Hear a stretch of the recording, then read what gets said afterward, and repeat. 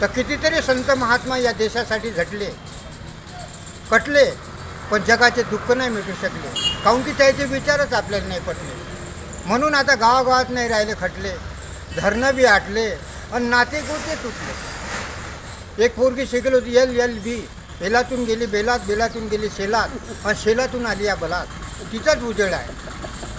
सासरी जाईल म्हणे दिवाळी देणार नाही म्हणे, वाट म्हणून राहील म्हणे तिला, आणि कोणं कमी जास्त केलं तर त्याला टाकेल म्हणे जैलात. ते पोरगी राहते आपण पाहिला.